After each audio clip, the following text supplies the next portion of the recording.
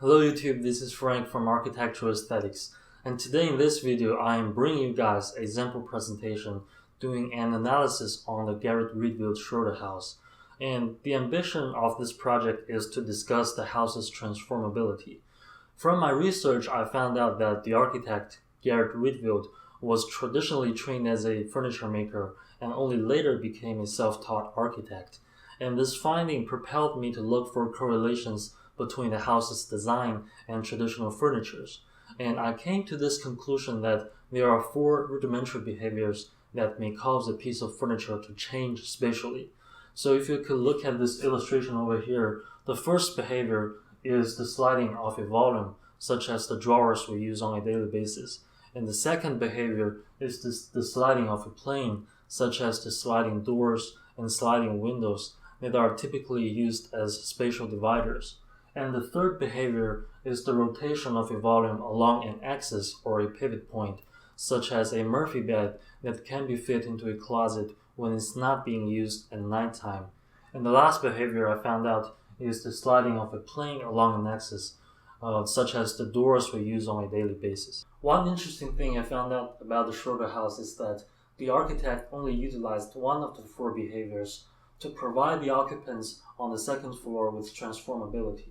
So stemming from this idea, the premise of my physical model is to add to the transformability on the originally static first floor by incorporating all of the 4 behaviors.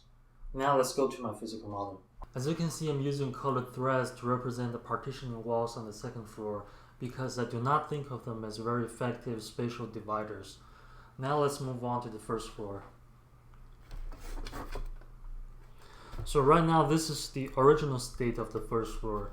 As you can see, it is rather conventional because the architect had to cater to the building code of his time, which prevents any movable parts from being implemented. And the transformation process I am proposing is documented in the second panel over here, which shows that I am trying to incorporate all of the 4 behaviors. So to transform the status quo, the process is rather simple. The first step is to rotate this volume out. And the second step is to slide this volume out like you would a traditional drawer, so that the edges of these 2 volumes are perfectly level on the same plane. So suddenly you've got this newly merged space that is fit for any social gatherings. And the last 2 steps are implemented to fully enclose this newly merged space. So the third step would be to rotate this plane out and seal the edge over here. And the last step is to fully enclose the space and cap it off on all sides. Hopefully you can see that my proposal is logically similar to the architect's treatment for the second floor, in the sense that we're both making room for social gatherings.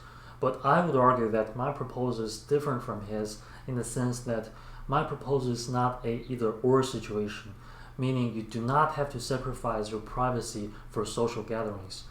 If you are an introvert or that you are not very into partying, you can always retreat to these 3 standalone volumes and be away from the crowd. As for my very last panel, I'm using axonometric diagrams to demonstrate the logic behind the construction of my model, as you can see from here.